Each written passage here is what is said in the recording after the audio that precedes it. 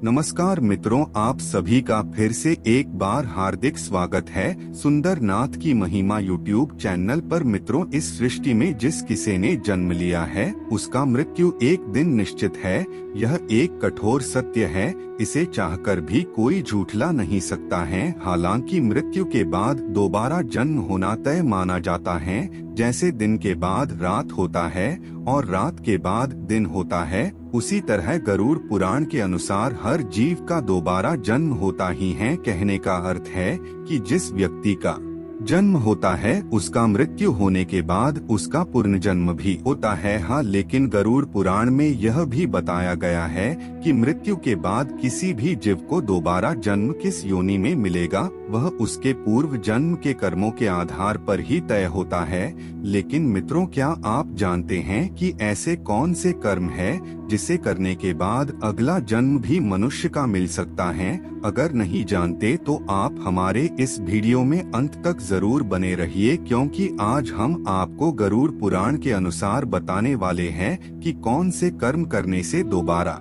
मनुष्य योनि मिलती है। मित्रों, गरुड़ पुराण में बताया गया है कि कर्म अच्छे हो चाहे बुरे, हर एक कर्म का फल इस संसार में रहने वाले प्रत्येक जीव को मिलना तय है। मनुष्य का अधिकार केवल कर्म करना है, फल देने का अधिकार परमात्मा के ही हाथ में है। मित्रों, इसके अलावा गरुड़ पुराण में यह भी बताया गया है कि मनुष्य अगले जन्म में किस योनि में जन्म लेगा यह भी तय होता है, और यह मनुष्य द्वारा किए गए कर्मों के हिसाब से ही तय होता है। आइए जानते हैं मित्रों, सर्वप्रथम हम आपको बता दें कि इस जन्म में मनुष्य योनि मिला है तो आपका जन्म भी मनुष्य योनि में ही होगा, यह तय नहीं है। गरुड़ पुराण के अनुसार जो अपने जीवन में अच्छे कर्म करते हैं सिर्फ उन्हें ही मनुष्य जीवन की प्राप्ति होती है। यही नहीं, कुछ ऐसे जीव भी होते हैं जो अपने कर्मों के कारण 84 लाख योनियों में भटकते रहते हैं और फिर अंत में उनका जन्म एक मनुष्य की योनि में होता है। मित्रों, कर्म 3 प्रकार के होते हैं। पहला संचित प्रारब्ध और क्रियमान पूर्व कर्मों का जो ढेर है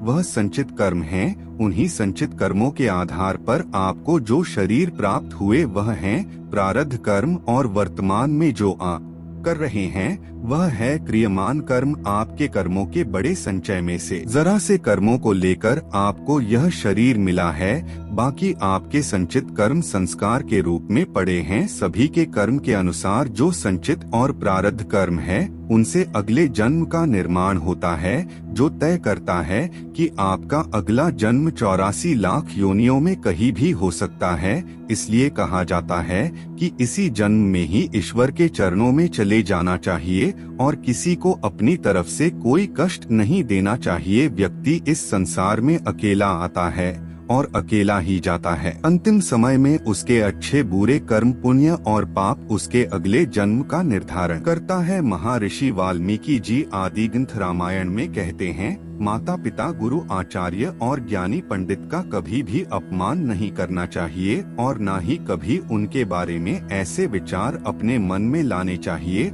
और जो व्यक्ति ऐसा करता है उसे महापाप लगता है। ऐसे लोगों को नरक में पाप भोगना ही पड़ता है, चाहे वह कितना भी दान पुण्य कर ले, इस पाप को कोई पुण्य नहीं मिटा सकता। मित्रों, जो व्यक्ति हमेशा दूसरों के हित में सोचता है, उनकी सदैव मदद करता है, पशु पक्षी और अन्य जीवों पर दया करता है, जरूरतमंदों की मदद करता है और बिना किसी स्वार्थ से संचित धन का उपयोग धार्मिक कार्यों में करता है, तो ऐसे मनुष्य का अगला जन्म मानव योनि में ही होना तय है। मित्रों, इसके अलावा गरुड़ पुराण में यह भी बताया गया है कि जो मनुष्य अपनी मृत्यु के अंतिम समय में जिस चीज के बारे में सोचते हुए अपना प्राण त्यागता है तो उसे अगला जन्म उसी के अनुसार मिलता है। जैसे कोई व्यक्ति अपने अंतिम समय में किसी स्त्री को याद करते हुए अपना प्राण त्यागता है तो उसका अगला जन्म स्त्री के रूप में ही होता है।